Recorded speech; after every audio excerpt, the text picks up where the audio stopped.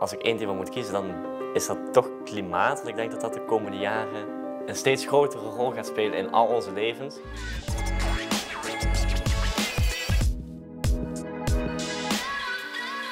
Maak je je zorgen over het klimaat? Het is niet mijn eerste prioriteit, maar ik denk wel als iemand zich inzet voor klimaat, dan is dat wel een enorme factor om daarop te stemmen. Ik maak me wel en niet zorgen om milieu. Ik vind het wel niet fijn als ik denk van gaan we wel de goede kant op. Want, ja. Wel omdat het de aarde gewoon ook steeds meer opwarmt en omdat je aan heel veel dingen merkt dat het echt een stuk slechter gaat met het milieu. Maar ook weer niet, omdat ik wel het idee heb dat zeg maar de jongere generatie dat die wel er echt bewust van zijn. Ik ben nu best nog jong. Ik wil niet dat ik over 20 jaar denk van nou, dit is niet echt een hele goede plek meer. Ja, omdat je toch wel ziet dat er echt wel iets verandert. In de zin van het wordt toch steeds warmer en steeds droger. Ook met wateroverlast natuurlijk. De afgelopen paar jaren wordt het steeds meer. En daar maak ik me wel zorgen over. Moeten we meer doen aan het klimaat? Ik denk niet dat we per se meer moeten doen, maar we moeten wel genoeg doen. Ik denk dat we meer naar voren moeten plaatsen. Dus dat we eerder, zeg maar, dat we al eerder met de plannen bezig moeten zijn. Dat bijvoorbeeld, even kijken, nu was het 2035, zeg ik dat goed? Dat het dan 2030 wordt, dat, het allemaal, ja, dat de klimaatdoelen sneller worden behaald. Dat lijkt mij wel beter. We hebben het over bestaanszekerheid, we hebben het over wonen. Maar ja, over echte concrete klimaatplannen hoor ik niet zoveel. Ben je zelf duurzaam? Ben ik zelf duurzaam? Ja, ik denk dat ik best duurzaam ben. Ik fiets elke dag naar de universiteit en ik probeer redelijk duurzaam te leven. Ik eet niet veel vlees, want mijn broertje is vegetariër, dus ik ben dan ook flexitariër daardoor. En ja, voor de rest, ik probeer wel duurzaam te leven, zeker.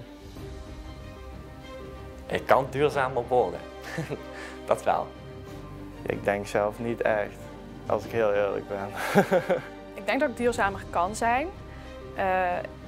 Ik eet bijvoorbeeld wel vegetarisch vanuit het oogpunt ja, dat ik kritiek mag hebben op de klimaatcrisis. Ik vind niet dat ik niks mag doen. Maar ik denk wel, als ik kijk naar mijn koopgedrag, ik kan bijvoorbeeld best wel veel kleren kopen. Ja, dat zou beter kunnen. Ik denk dat de meeste inwoners in Nederland, als ze die vraag krijgen, eerlijk moeten zijn en moeten zeggen, ja, niet echt. Ik doe heel erg mijn best om duurzaam te zijn, laat het zo zeggen. Ik denk dat ik misschien er bewuster mee omga dan de gemiddelde Nederlander.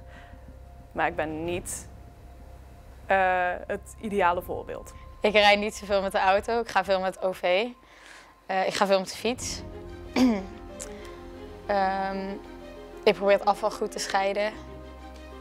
En weinig te vervuilen. Ook zeg maar, dingen op straat gooien of dingen oprapen die je dan ziet. Dus ik vind mezelf best wel milieubewust. Lever jij je blikjes in? Nee, maar ik heb ook eigenlijk eerlijk gezegd heel weinig blikjes. Ja, dat doe je als statiegeldblikjes toch? Ja. Laat ik inleveren door mijn moeder, ja. Statiegeldblikjes. Ik drink eigenlijk nooit eens uit blikjes. Ik drink alleen maar water. Dus daar houdt het al op. Ja, ik drink nooit uit blikjes. Dus dan, als mijn broers bijvoorbeeld bier hebben gedronken, dan brengen we dat zelf wel weg. Dat ga ik niet voor hen doen. Ja. Ik krijg ook mijn geld op terug, dus.